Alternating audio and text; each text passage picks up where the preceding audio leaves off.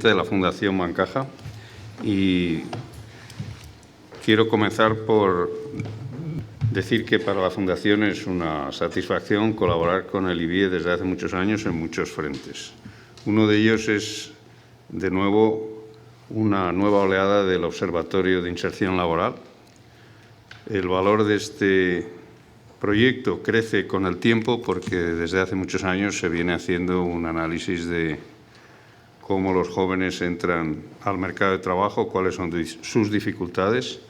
En la actual crisis es evidente que este es el principal problema que tiene España y el que yo creo que afecta a todo, a la recuperación, a la credibilidad, al contagio, a la prima de riesgo, etcétera, etcétera. Para la Fundación, por lo tanto, es un acierto darse cuenta que este trabajo que durante algún tiempo pues prácticamente se insertaba todo el mundo porque teníamos un crecimiento del empleo elevadísimo, pues hoy no es así, ni mucho menos, y por lo tanto el valor de los análisis crece.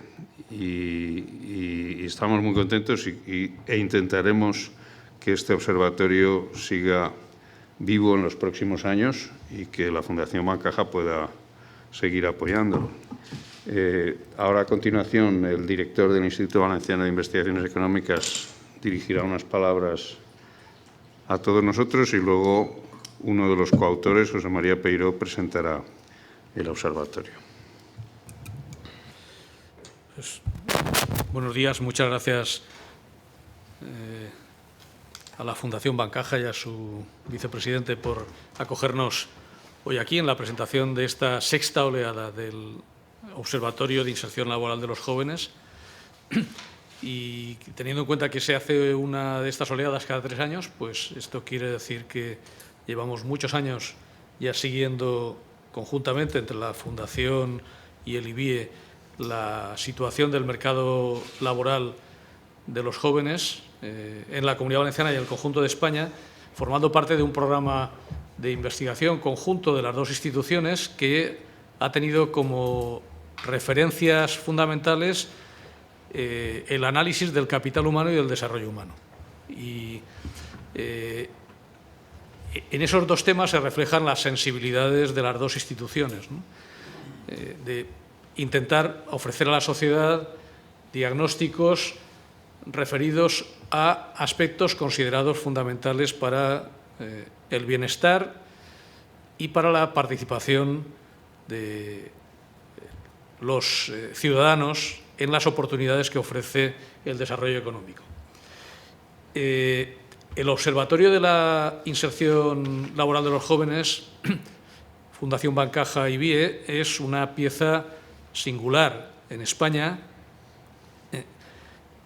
por varias razones. En primer lugar, porque combina metodológicamente las aproximaciones de dos campos disciplinares, de dos ciencias sociales, la economía y la psicología, y al combinarlos se enriquece el análisis, es decir, permite ver aspectos del fenómeno, del problema, porque en buena medida la razón por la que nos interesamos por esta cuestión es que es un problema, el de la inserción laboral de los jóvenes desde hace muchos años en nuestro país.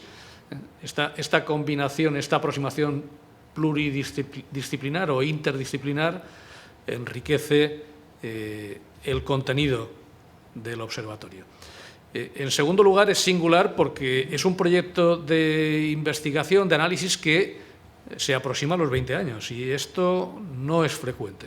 No es frecuente en el mundo, tampoco es frecuente en España. Para eso hace falta dos cosas. Hace falta que las instituciones crean en los proyectos y los apoyen de forma continuada, y también hace falta que los investigadores y los equipos que dirigen consideren que verdaderamente es un tema importante al que merece la pena dedicarle atención sostenida y, además, que estén dispuestos a aprovechar con su interés las oportunidades que da seguir los temas durante periodos de tiempo muy largos. Yo creo que este es un ejemplo muy claro, ¿no? Las sucesivas oleadas han permitido a José María Peiró y a José García Montalvo, que son los directores del proyecto desde el principio, y también a los miembros del equipo del IBIE que han participado en el equipo, observar cómo en ocasiones los cambios de circunstancias permiten ver cosas que antes no se veían, y la crisis es uno de esos cambios de circunstancias, pero además, conforme los trabajos que tienen base empírica siempre mejoran cuando se mantienen en el tiempo, porque se depuran las encuestas, se pueden observar inconsistencias entre las mismas y hacerse preguntas sobre cuál es la razón, si tienen explicación o se deben a que hay errores que hay que corregir. Y, por supuesto, la reflexión continuada suele ofrecer la posibilidad de mejorar los análisis. Quiero decir que ya hace muchos años José María Peiró me decía que había experiencias singulares en otros países, concretamente en Francia, que deberían ser imitadas desde la perspectiva que después hemos conseguido hacer con este observatorio de la inserción laboral de los jóvenes. Y con ello lo que subrayo es que también desde una perspectiva internacional este observatorio es singular ahora que ya tiene 6 oleadas, no cuando hicimos la primera, ¿no? Bueno, insisto, yo creo que la continuidad en la relación institucional entre la Fundación Bancaja y el IBIE tiene extraordinarias ventajas, las ha tenido y espero que las tenga en el futuro. Se ha mantenido un compromiso de ofrecer con regularidad a la sociedad, de dar cuentas a la sociedad de cuál era nuestro trabajo en un campo concreto, este del capital humano y del desarrollo humano. Entendemos bastante bien lo que pasa gracias a esta continuidad en los análisis, cosa que no podemos decir de otros campos. Hay algunos asuntos en los cuales estamos enfrentados en esta crisis, no solamente a la crisis, sino al desconocimiento de cuáles son las razones de por qué se producen los problemas, ¿no? En este caso no, lo sabemos, y lo importante es que también del observatorio se desprendan mensajes sobre lo que hay que hacer, ¿no? Y como yo conozco ya el contenido del observatorio, de los resultados de este año e incluso de la presentación de José María Peiró, pues sé que también esos mensajes existen y creo que lo mejor que podemos hacer es escucharlos, y yo ya me detengo aquí. Muy bien, pues yo creo que si apagáis evitaremos, o no se apagan.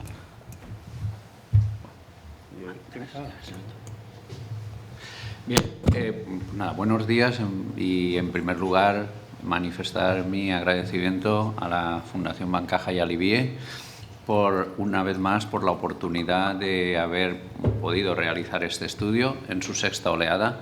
La verdad es que las oportunidades son magníficas cuando se puede hacer un estudio de estas características, como muy bien ha dicho Francisco Pérez, porque cuestiones que de otra manera nunca se podrían abordar van emergiendo con claridad. Y entre esas cuestiones, por ejemplo, desde el punto de vista de la psicología, con mucha frecuencia los comportamientos que estudiamos tienen un periodo de tiempo limitado. Y, por lo tanto, ciertos fenómenos de esos comportamientos no emergen. Y aquí emergen no solo a nivel individual, sino a nivel colectivo. La verdad es que eso ha sido uno de los puntos fuertes y también está dando resultados en campos de comunicación a nivel de investigación internacional. Recientemente, por ejemplo, el Journal of Vocational Behavior, que es uno de los principales y del primer cuartil para entendernos entre los académicos a nivel mundial, ha publicado casi sin revisión un artículo que hemos enviado y uno de los puntos fuertes era que procedía de una muestra y de unos análisis que no son frecuentes en la investigación. Pero aquí no estamos sobre todo para comunicar, digamos, los resultados científicos de alto nivel, sino también y sobre todo aprovechar esos resultados para entender qué está ocurriendo en nuestra sociedad, qué está ocurriendo a nuestros jóvenes y cómo se desarrolla y se produce en un entorno de crisis esa inserción laboral de los jóvenes. Para situar el contexto en el que se desarrolla esta 6ª oleada, Empezaríamos señalando que en estos momentos existe una amplia conciencia de la situación de crisis y el impacto que está teniendo en nuestra sociedad en muchos ámbitos, en la economía, en el sistema financiero, etcétera, pero uno que en España está siendo especialmente duro y difícil es el impacto que está teniendo sobre el mercado laboral. En ese entorno de situación de impacto sobre el mercado laboral, no en todos los grupos ese impacto es igual y, desde luego, uno de los grupos más sensibles es el de los jóvenes y, en especial, de los jóvenes que están intentando y han intentado en los últimos 5 años su inserción en ese mercado laboral. En ese caso, los que intentan incorporarse de nuevo a ese mercado laboral en esta situación de crisis, pues encuentran dificultades que otras cohortes, otras generaciones, en mejores condiciones no han encontrado o han encontrado en menor medida. A la hora de analizar esa situación compleja, es importante caer en la cuenta de que no son suficientes los datos cuantitativos. Los datos cuantitativos son muy importantes, nos dan una serie de indicadores que marcan e influyen sobre las políticas que se toman en consideración de una u otra manera, pero a veces se quedan cortos en entender qué es lo que está pasando. Y por eso hay que ir también a datos y a informaciones cualitativas que nos permitan entender esas dinámicas de inserción. Bien, pues el Observatorio de Inserción Laboral, como se ha dicho, constituye una herramienta importante para analizar tanto aspectos cuantitativos como cualitativos de la inserción. Y cuando digo analizar, quiero señalar que el análisis no solo es para entender mejor lo que está pasando en esta época de crisis, es también para que nos dé pistas, nos dé pautas de estrategias de actuación, de posibles actuaciones, pensando en la recuperación. Es importante, yo creo que no sabemos todavía con mucha claridad cómo será esa recuperación en algunos aspectos, pero lo que creo que hay bastante consenso es que no será una vuelta al estado anterior. El empleo no recuperaremos las tasas de empleo, por ejemplo, en el sector de la construcción, ni el tipo de empleo. Luego, no será una vuelta al estado anterior. Si no es una vuelta al estado anterior, es importante reflexionar de cuáles pueden ser esos espacios, esos ámbitos, esas oportunidades y esas condiciones de la recuperación, porque eso tiene también que inspirar los comportamientos y las estrategias para que los jóvenes puedan prepararse ante ella. Bien, vamos a ir viendo entonces los principales resultados de esta oleada del estudio. Importante señalar, como ya se ha dicho, que tiene un enfoque multidisciplinar que incorpora un punto de vista social, laboral y psicosocial, que tenemos datos desde 1991, son 6 oleadas, cada 3 años. La primera fue en el 96, pero una parte de la encuesta es retrospectiva y analiza los empleos y los trabajos y las experiencias laborales de los jóvenes en los últimos 5 años para entender ese proceso de inserción laboral. Y aquí presentaremos la sexta oleada y en algunos casos compararemos con datos de la quinta para ver un poco la evaluación reciente entre la situación pre-crisis, desde el punto de vista, digamos, de cuando se hizo la encuesta, y la situación actual de crisis clara y establecida. La ficha técnica de esta oleada, porque también ha ido evolucionando el ámbito del estudio. En este caso ya es un ámbito claramente nacional. El universo son los jóvenes comprendidos entre 16 y 30 años que han trabajado o han buscado trabajo, es decir, que se han incorporado al mercado laboral en los últimos 5. Por lo tanto, estos datos no son sin más representativos de toda la población de jóvenes, sino de la población de jóvenes que ha estado en los últimos 5 años intentando o planteándose su inserción laboral. El tamaño muestral en este caso es de 2.000 sujetos, el error muestral de más o menos 1,8, los puntos de muestreo 15 comunidades autónomas, 17 provincias y 34 municipios, método mixto de recogida de información con entrevistas personales cara a cara, y se realizó el trabajo de campo en mayo y junio del 2011, realizándose la tabulación y análisis con los programas estadísticos adecuados. Aquí tienen desagregado el diseño muestral y el error muestral cuando se baja a los niveles de análisis de la Comunidad Valenciana, Madrid, Barcelona, España urbana y España no urbana. Es importante caer en la cuenta que este diseño del estudio es muy útil. Primero, bueno, el estudio empezó siendo un análisis de la inserción laboral de los jóvenes de la Comunidad Valenciana y hemos mantenido los datos que vamos obteniendo en las distintas oleadas, aunque hemos ya enfocado el ámbito a nivel nacional, pues hemos querido que se sigan siendo significativos y con unos errores muestrales limitados los datos para la Comunidad Valenciana.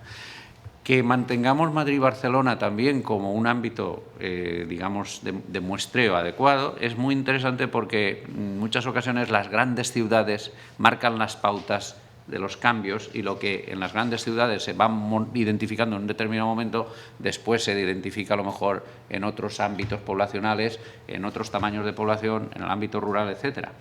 La distinción entre España urbana y no urbana nos resulta también importante para identificar esas dos realidades en lo que a la inserción y a la oferta de empleo se refiere. Y, por último, pues, el que podamos ofrecer datos relevantes y significativos de toda la población española con el error muestral que aquí se señala, creo que es un punto muy fuerte del estudio. Cuando analizamos nuestra muestra por hábitat, vemos que la mayor parte de la muestra está en jóvenes que habitan en municipios de menos de 50.000 habitantes. Interesante señalar que en el segmento de edad se concentra sobre todo entre los 21 y los 25 años. Allí es donde se da más inserción y por eso, o en los últimos 5 años, la gente que está ahora entre 21 y 25 años son los que con mayor énfasis y frecuencia han intentado la inserción, y la distribución por hombres y mujeres de los jóvenes que están en esa situación de inserción pues es 52 a 48 prácticamente. Estos datos son de la encuesta de población activa y vemos cómo la EPA en primer lugar cómo la tasa de desempleo de los jóvenes ha crecido en los últimos años de manera muy fuerte, acompañando, pero claramente por encima y aumentando a la tasa total de desempleo que está rayando el 25%. Y lo que es muy interesante es ver la desagregación por estudios de la población de 16 a 30 años. Estos son jóvenes, de población general, jóvenes, una muestra representativa de los jóvenes en general. Bien, hay que observar cómo la tasa sube muchísimo más entre los analfabetos y sin estudios y primarios, que casi está rayando el 60%, y cómo pues, se resisten y mantienen unas tasas clarísimamente menores los universitarios y los que han hecho FP2 y grado superior de formación. Sube la tasa, pero lo hace en niveles mucho más moderados. Interesante también constatar que se despliega muchísimo más y se exagera mucho más la distancia entre las tasas más altas y las tasas más bajas en función de estudios. En el 2005 la distancia podía ser de en torno a 10 puntos, mientras que ahora estamos en una distancia que sube desde el 20 y tantos hasta el 58% en el grupo que está con la tasa más elevada. ¿Qué formación tienen los jóvenes que acceden al mercado laboral? Es decir, los que han intentado insertarse en los últimos 5 años. Bueno, las mujeres tienen más formación que los hombres, la media está en 12,5 años de formación frente a los varones que tienen 11,7, y es interesante ver la distribución más o menos en tercios. Están sin estudios o con solo estudios primarios y, los estudios obligatorios, un tercio, con estudios medios, otro tercio aproximadamente, y con estudios superiores, incluyendo el grado superior de FP, otro tercio. Cuando analizamos esa distribución, cómo ha evolucionado en comparación con el 2008, para hacer el análisis de los datos comparativos de 2008 al 2011, utilizamos la muestra de la Comunidad Valenciana, porque no tenemos datos para toda España del 2008, porque es una novedad que se ha incorporado en esta oleada del observatorio, los datos, a nivel de toda España. Pero es muy interesante ver cómo los estudios hasta obligatorios se han reducido de 36 a 28%. Se mantienen los estudios de tipo medio, 38 a 37, y aumenta clarísimamente los estudios universitarios. Por lo tanto, la cualificación y la formación de los jóvenes de la oleada del 2011 en la Comunidad Valenciana ha subido claramente, y en el caso de los estudios superiores, del nivel de estudios superiores, casi 10 puntos. ¿Cómo es la situación laboral de esos jóvenes? Pues vemos que hay un 46% de ocupados, un 38% de parados y un 16% inactivos. Para calcular estos indicadores, estas tasas o estos porcentajes, se han utilizado las mismas preguntas que se utilizan en la EPA, con lo cual la manera de determinarlo es comparable con los de la población activa. Pero de nuevo nos interesa un poquito ver la evolución, y para ello vamos a ver los datos de la Comunidad Valenciana y también los de Madrid y Barcelona.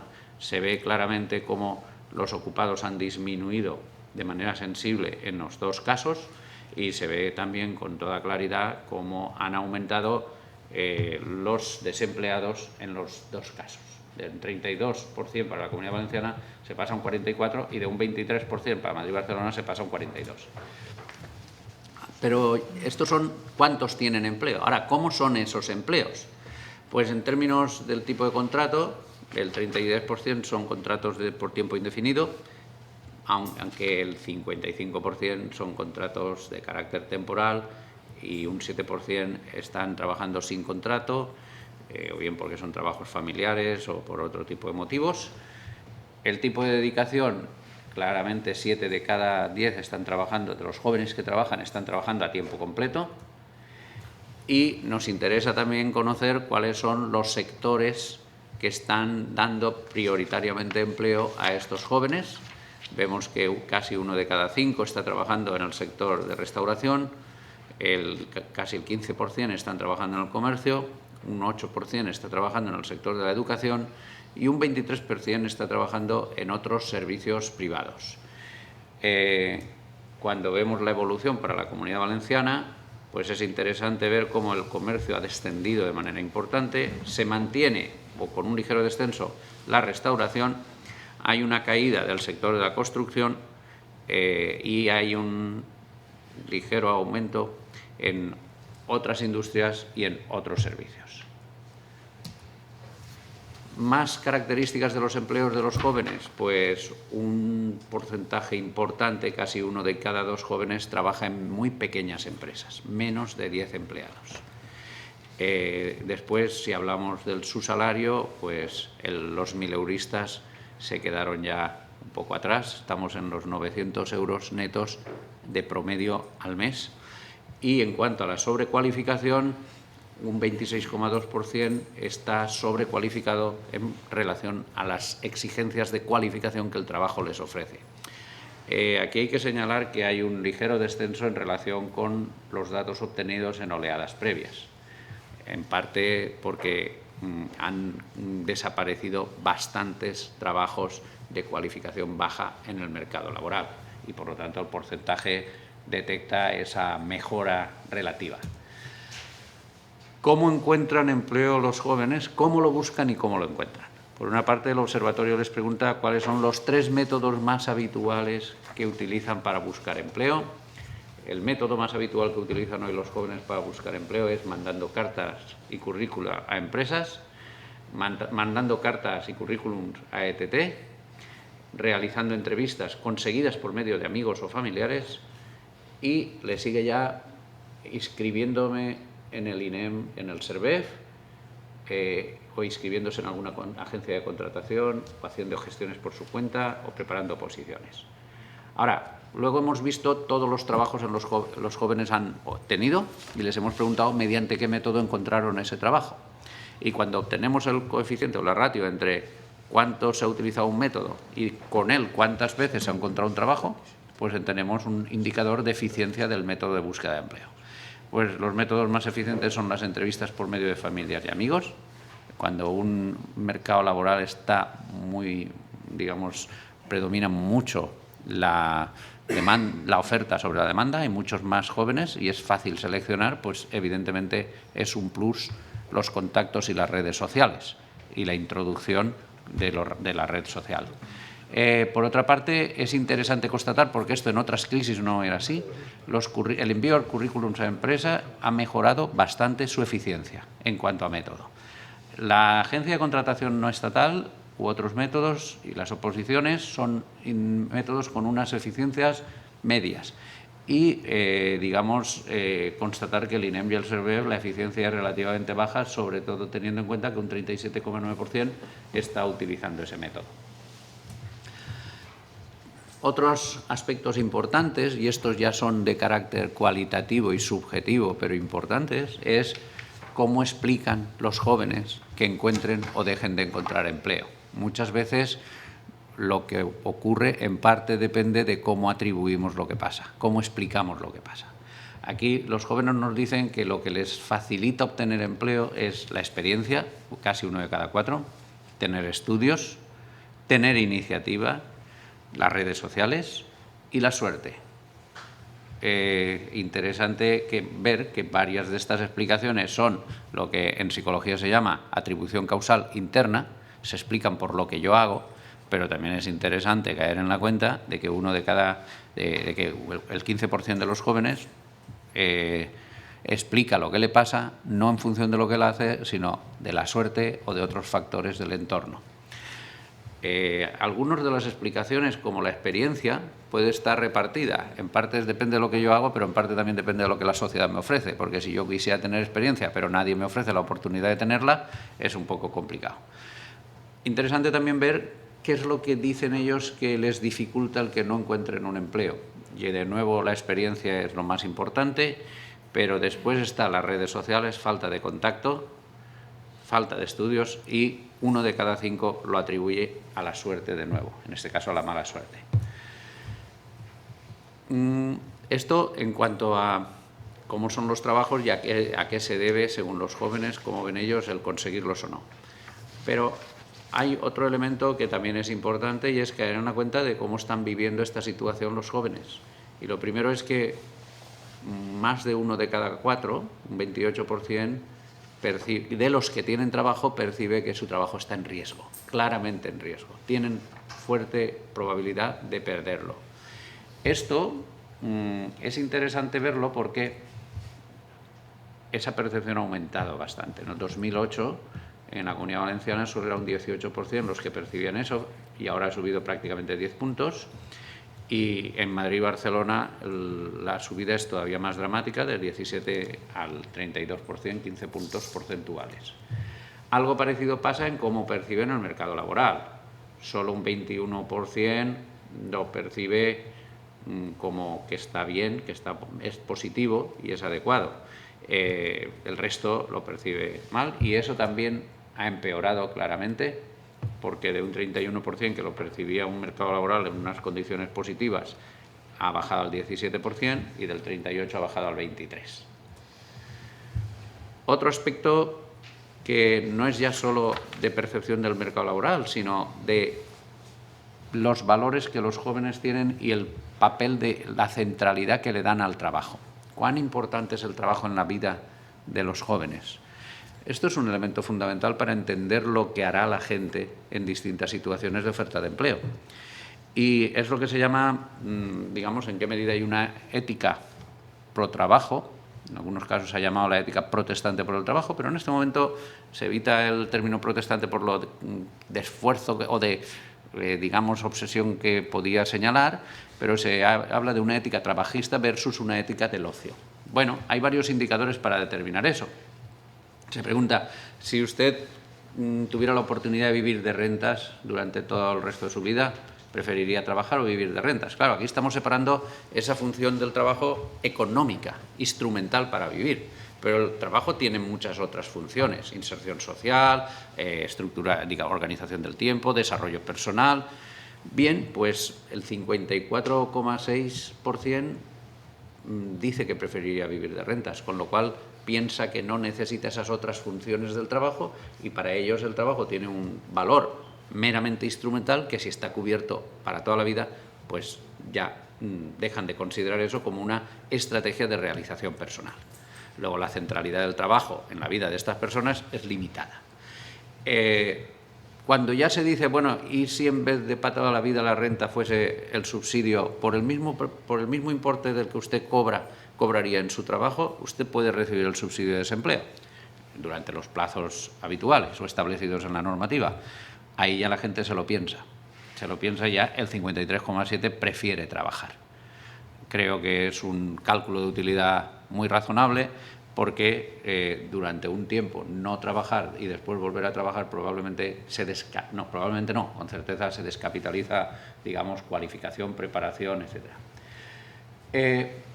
Otro elemento interesante para entender el comportamiento de estos jóvenes es analizar el abandono de un puesto de trabajo, y aquí nos vamos a centrar en el abandono voluntario.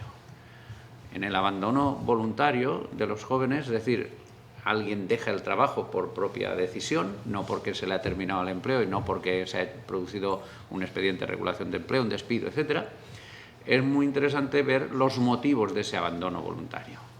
El 23% lo deja por otro trabajo, que entendemos es más adecuado, mejor o más conveniente. Pero un 44% lo deja para volver a estudiar. Un 10% dice que no era lo que pensaba y un 23% aporta otras causas.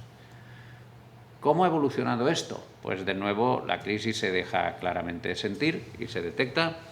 Antes el 42% lo dejaba por otro trabajo. El 30% lo dejaba por otro trabajo, y esto ha caído a un 17%, y un 42% lo dejaba para volver a estudiar, y esto ha subido a un 57%.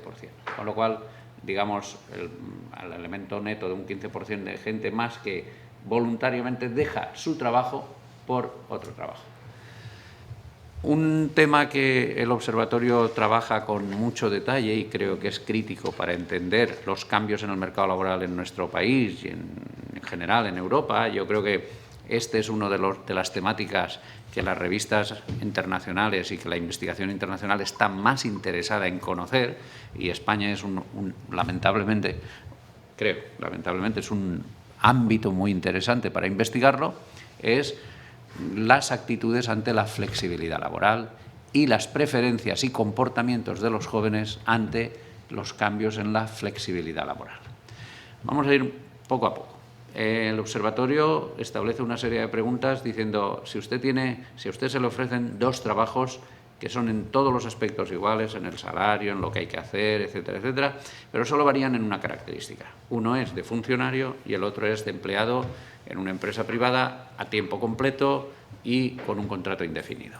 ¿Usted cuál elegiría? Pues el 56,6% elige el de funcionario, el 14,5% manifiesta una preferencia clara por el de la empresa privada, y un 30%, un 29% manifiesta que le daría igual. Bien, cuando en vez de eso preguntamos entre la preferencia por ser empleado por cuenta ajena o trabajar como autónomo, todas las demás características son iguales, pues el 39% dice que quiere ser empleado y un 17% casi dice que prefiere ser autónomo, y la indiferencia, le da igual, es muy alto. Cuando ya estamos preguntando por un contrato indefinido versus un contrato temporal, bueno, pues entonces es clarísimo que 3 de cada 4 prefieren el indefinido. No hay nadie casi que se decline claramente por un contrato temporal, pero 1 de cada 4 muestra que le da igual ante esa situación. En la movilidad geográfica, pues está que la misma localidad es preferida, trabajar en la misma localidad en que vive es preferida por 6 de cada 10, y muy poquitos, no llega a 4 de cada 100, al 4%, que prefieren ir a otra localidad para trabajar. En cuanto a la cualificación, cuando contraponemos un trabajo adecuado a tu nivel a uno para el cual está sobrecualificado, la gente lo prefiere clarísimamente adecuado al nivel, aunque es sorprendente el 43% que le da igual. Y cuando ya lo contrastamos con adecuado a mi preparación frente a otro que representa reto y tengo que hacer esfuerzos para seguir aprendiendo y dar buenas respuestas a lo que se me pide, pues la gente prefiere en un 35% el adecuado a la preparación, y un 22% prefiere el que supone un reto, y el 42%, que es muy alto, muestra indiferencia a ese respecto. En cuanto a la dedicación temporal, clarísimamente la gente prefiere un trabajo a tiempo completo. En cuanto a un horario fijo frente a un horario flexible y no típico, 2/3 prefieren el horario fijo. Y en cuanto al cambio de tareas, es decir, lo que se llama flexibilidad funcional, que te puedan reajustar tu trabajo en distintos sitios dentro de la empresa, pues la gente prefiere, sin cambio de tareas, 1 de cada 4 y la opción más habitual es la indiferencia. Lo interesante es ver que estas preferencias en ocasiones se producen y en ocasiones no. Por ejemplo, la preferencia de funcionario es lo que llamaríamos en psicología un wishful thinking.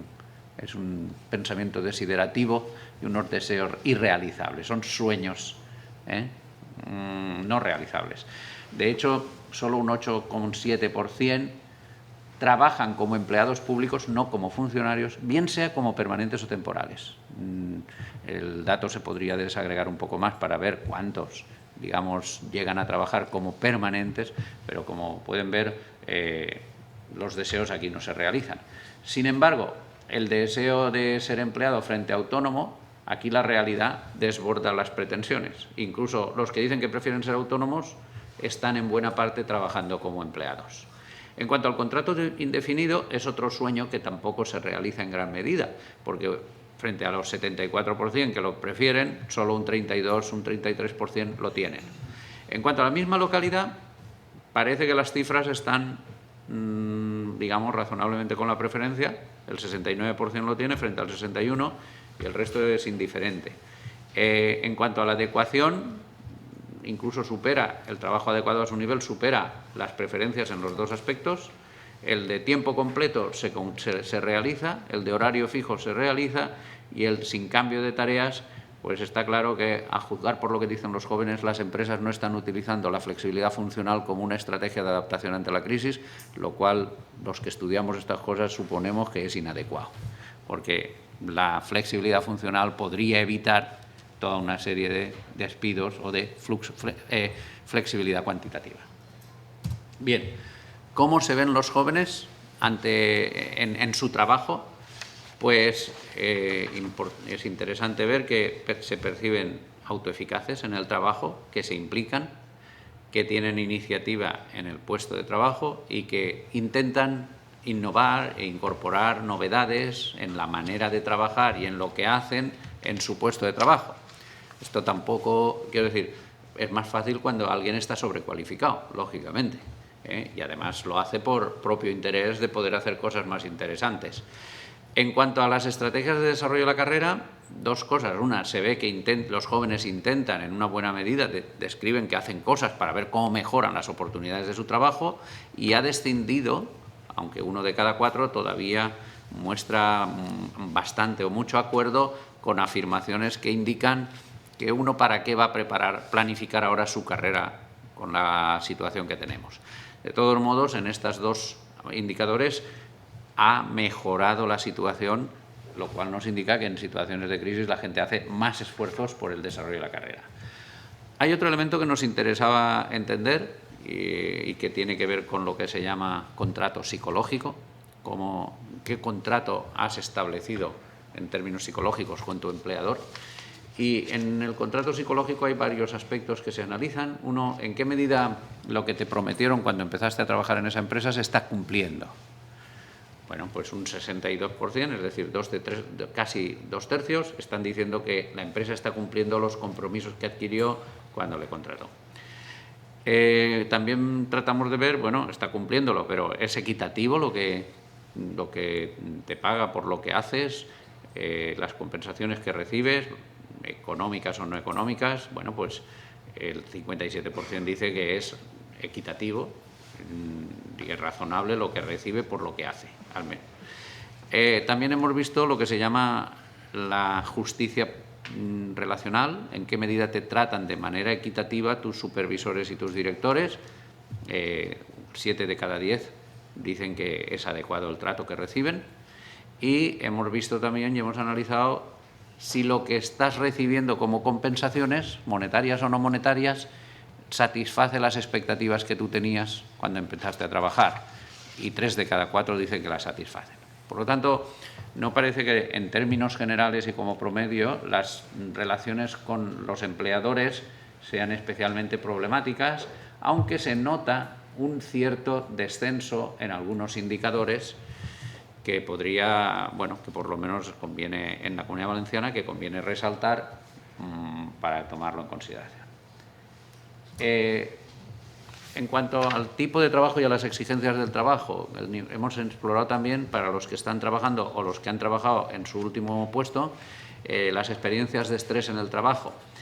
Bueno, es interesante ver que solo 1 de cada 4 pues, dice que tiene sobrecarga de rol, que tiene sobrecarga de trabajo, y más o menos también 1 de cada 4 dice que se le piden cosas que son incompatibles y que le plantean conflictos porque no sabe a qué atender, porque hay presión en las demandas no compatibles. Lo que también llama mucho la atención es que la ambigüedad de rol, es decir, la falta de información para saber lo que hay que hacer, sea tan baja. En ese campo prácticamente nadie detecta niveles incómodos o molestos de estrés. Quizás una explicación sea el hecho de que los están sobrecualificados para el puesto que hay que hacer y, por lo tanto, no es por ahí por donde, digamos, están los problemas. En cualquier caso, se ve que en todos los casos hay una tendencia al alza en relación con el 2008 y en el ámbito de la Comunidad Valenciana. Y, pero es una tendencia al alza relativamente ligera. En el caso de la sobrecarga de rol, incluso hay un descenso. Para terminar, ¿qué valoran los jóvenes en los trabajos que buscan y que quieren y cuán satisfechos están en los que tienen? Bueno, en una escala de 1 a 5 de promedio, los jóvenes valoran lo que más los aspectos extrínsecos del trabajo. Esto iría en la línea de no mucha centralidad del trabajo o de una moderada centralidad del trabajo. Del trabajo lo que se valora es lo que te pagan, las vacaciones, los horarios, es decir, aspectos extrínsecos, no lo que haces, que esos serían los aspectos intrínsecos. Bien, en realidad se valora todo alto, muy alto, pero si ponemos un orden, pues esos aspectos intrínsecos se llevan el primer lugar.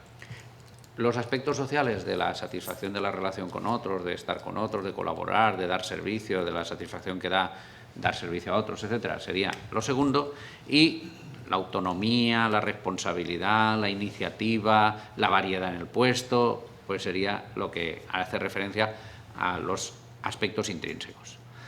Es interesante ver los niveles y el orden, pero cuando vamos y preguntamos, ¿y en tu trabajo concreto cuán satisfecho estás con cada una de esas cosas?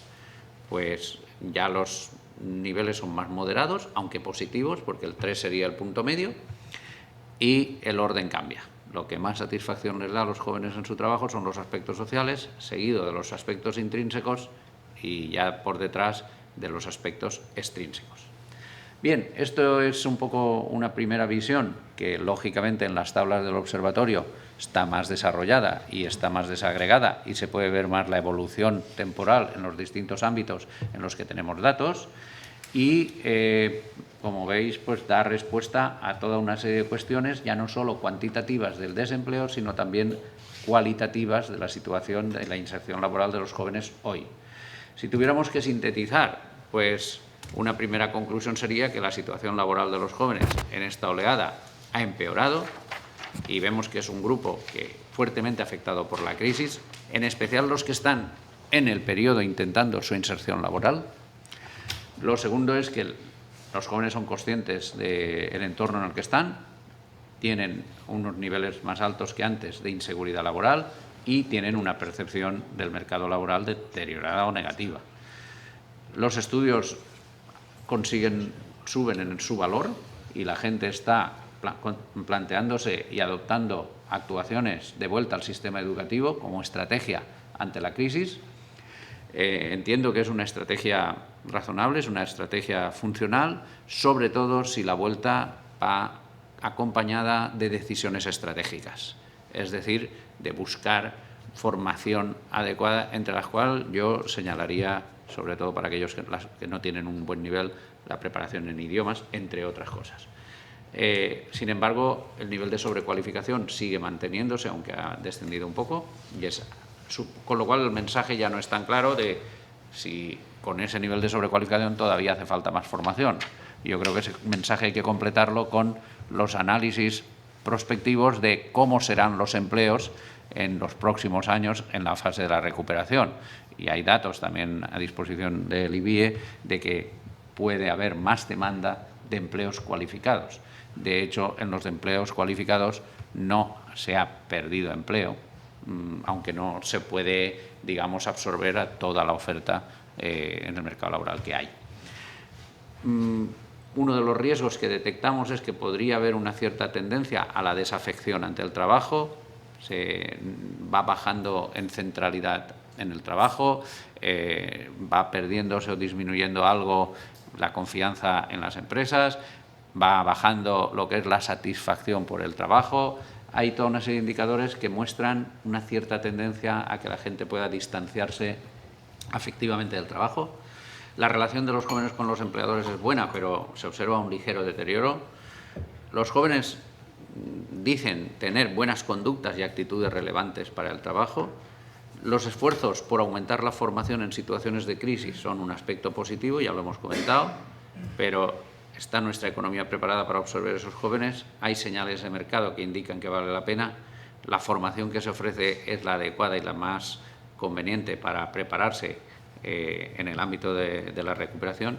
Y, finalmente, una llamada a la necesidad de coordinar políticas de formación y políticas de desarrollo del tejido productivo de hoy y de mañana en la fase de recuperación. Bien, esto es lo que queríamos resaltar como grandes mensajes y como principales resultados del observatorio. Como veis, hay una combinación de datos cuantitativos y análisis de economía del mercado laboral y economía del empleo, y junto a ello datos subjetivos de análisis y de información psicológica de los jóvenes que pueden ayudar la combinación de ambos, y esa es la riqueza de este observatorio, la interdisciplinariedad, a entender mejor lo que está pasando y las posibles actuaciones que se pueden impulsar y comunicar a la sociedad si queremos que haya una respuesta y una preparación adecuada para el periodo que nos queda de crisis y el periodo de recuperación. Muchas gracias.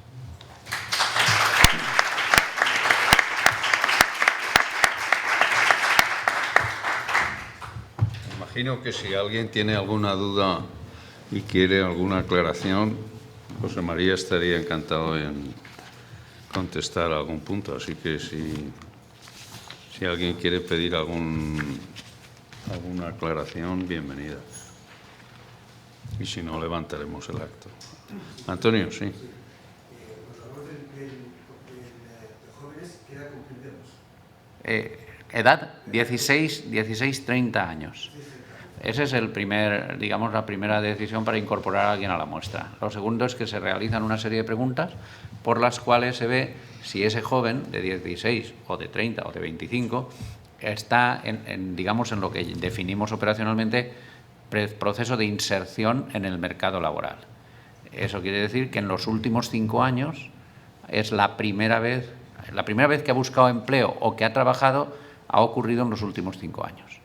Entonces, en ese caso, puede haber jóvenes de 28 años que no hayan entrado en la muestra porque la primera vez que entraron en el mercado laboral, o bien buscando empleo o bien trabajando, fue hace 10 años. Como lo que queremos es entender el proceso de inserción, esa persona ya está insertada, a lo mejor ha salido del mercado laboral y está reinsertando, pero no. Y lo mismo un joven de 18 años que dice: yo estoy estudiando y yo nunca me he planteado buscar trabajo. Esa persona tampoco es considerada para la muestra. Luego, la muestra es una muestra de jóvenes de 16 a 30 años en proceso de inserción laboral, porque es el fenómeno que nos interesa entender en toda su complejidad y en cuanto mayor detalle mejor. ¿Vale? A ver. Tú detrás, sí. Y para la oleada siguiente no sería posible tratar de alcanzar también a los jóvenes que en los últimos 5 años ni han trabajado ni se lo han planteado, creo que tampoco están estudiando, que lleva teniendo a la tasa de abandono escolar temprano de la educación y la formación, que ha ido creciendo, que ahora está, parece que un poco contenida, pero que deja ahí a una porción considerable de la población Bueno, yo creo que muchos de esos jóvenes están considerados ahora también, porque como la ventana son 5 años, eso en parte entiendo que estás haciendo referencia a lo que se llama los buscadores de empleo descorazonados. Es decir, gente que ha llegado a la conclusión de que para qué buscar y para qué. Pero bueno, esa gente, la pregunta que les hacemos es si en los últimos 5 años alguna vez han buscado empleo. Entonces, incluso los descorazonados, a lo mejor hace 5 años lo hicieron, con lo cual buscaron empleo, incluso trabajaron, con lo cual también están, en su gran mayoría deben estar incorporados. Pero ¿Los datos del observatorio hay forma de rastrear a esos descorazonados? Es una buena pregunta y la vamos a pensar, pero yo creo que por una parte lo que ya no se pregunta, al menos directamente, es en qué año o cuánto tiempo hace que buscaste empleo, pero probablemente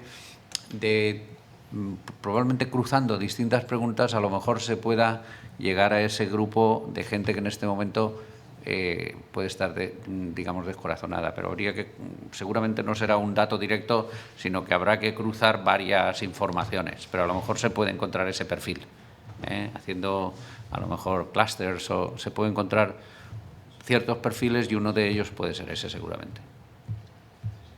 Juan. Sí, ante la importancia de la experiencia como factor para encontrar trabajo, me gustaría saber su opinión sobre si el contrato en prácticas puede ser una solución o es un vicio utilizado por las empresas, y si de alguna forma se puede ver la probabilidad de éxito de este contrato en prácticas. Hombre, yo tiendo a pensar que no solo el contrato en prácticas, sino las prácticas preprofesionales durante los estudios es una buena oportunidad para adquirir experiencia. Luego viene el que nunca es suficiente el qué, sino que es muy importante el cómo. Y entonces ahí es donde están los retos importantes del contrato en prácticas y de las prácticas preprofesionales. Y es, vamos a ver, en cualquier caso yo creo que frente a la no experiencia, esa es una oportunidad, porque conocer y aprender la cultura de empresa, conocer la realidad empresarial, convivir con otros trabajadores, yo creo que es un elemento positivo.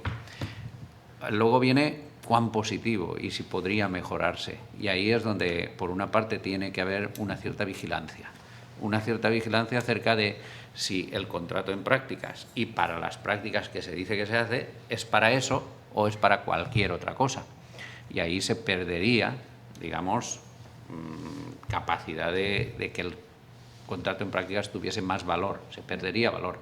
Y eso yo creo que es un reto de calidad, de control, de vigilancia y de responsabilidad de los empresarios. Porque, digamos, lo que no se puede es hacer un mal uso del contrato en prácticas. Y ese es el reto que hay.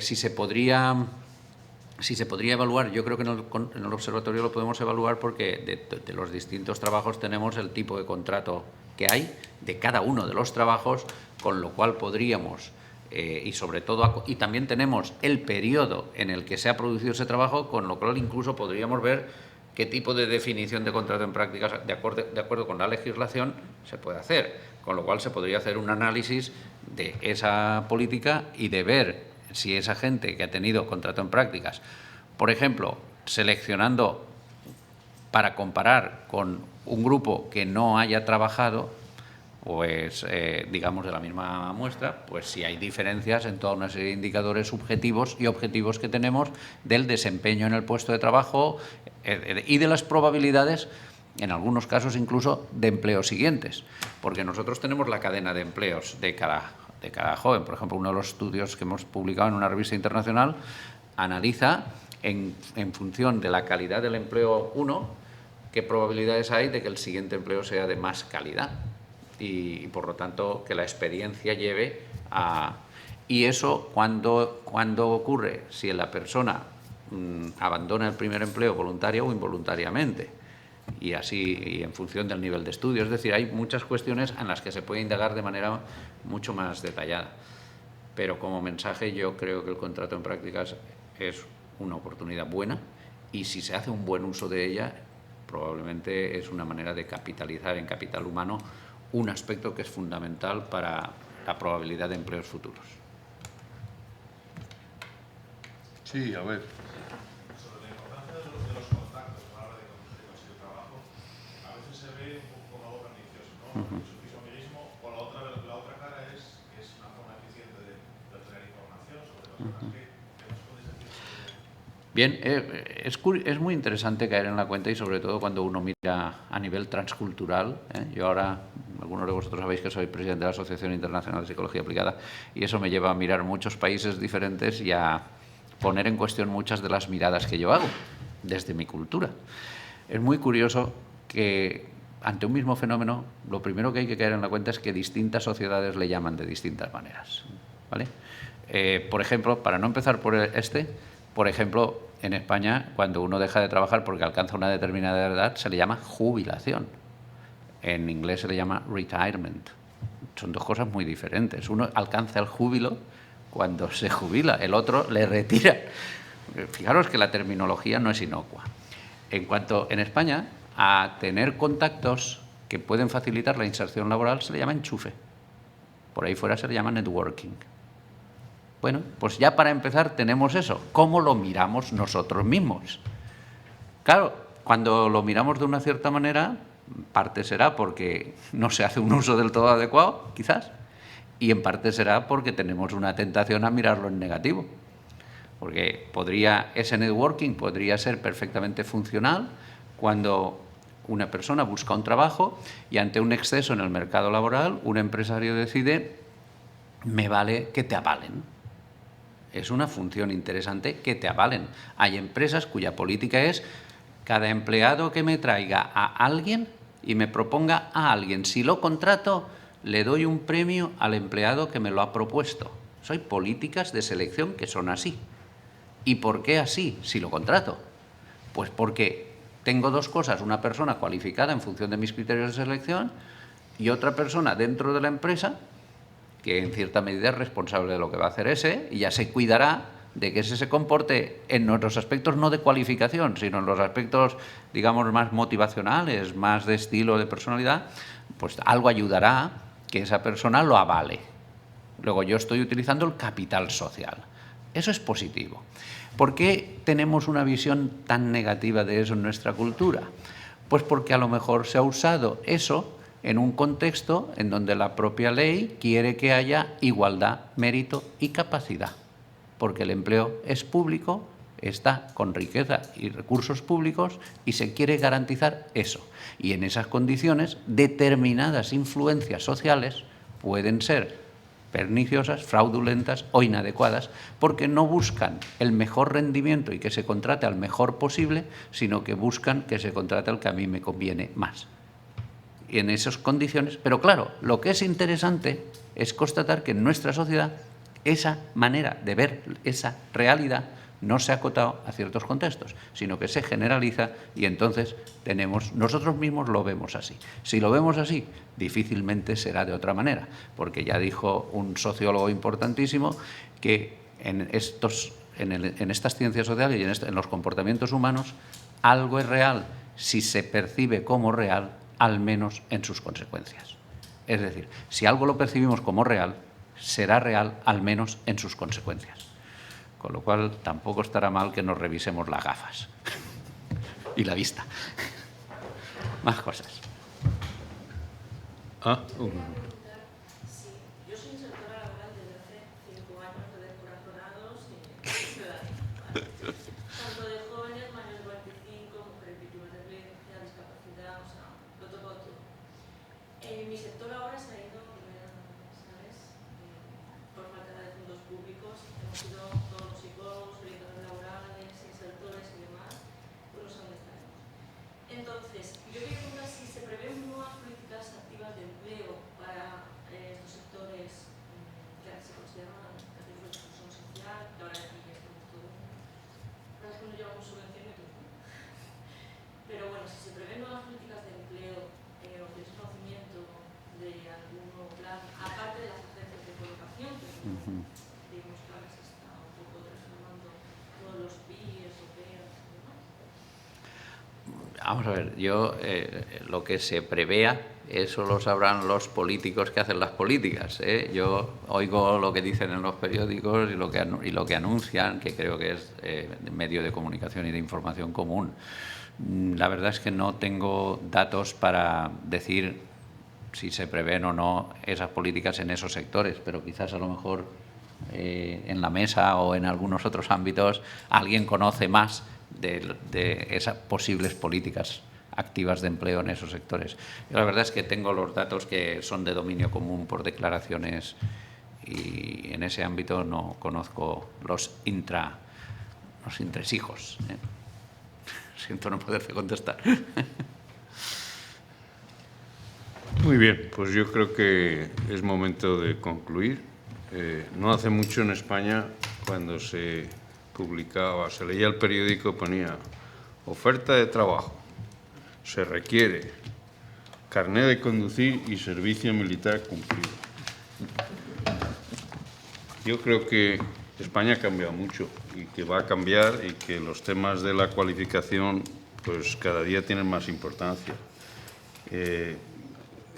Seguir con un observatorio que analice y que acorte y que encaje mejor la oferta con la demanda de trabajo, de cualificación, de tipo de experiencia, de tipo de contrato, yo creo que es un activo importantísimo a nivel de la Comunidad Valenciana y también a nivel nacional, como ahora se ha hecho esta última oleada.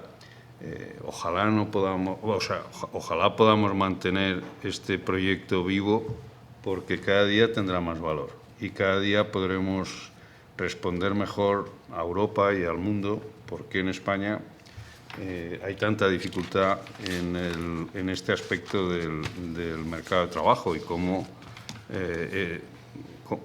vamos a resolverlo. Yo creo que es una de las, seguramente, de las lacras que están ahora marcando mucho la gravedad con la que los países están viendo las dificultades de España para salir, porque si no están los jóvenes entrando en el mercado de trabajo, eso es una forma de ver que, y si además tardan mucho en entrar, pues que cambiarán las actitudes sociales y yo creo que eso no nos conviene como país. Así que la Fundación va a querer y a hacer todo lo posible por mantener este observatorio vivo y volvernos a ver en la siguiente oleada. Ojalá tengamos ya el mercado de trabajo en mejor situación que ahora. A todos agradecerles su presencia y levantamos la sesión.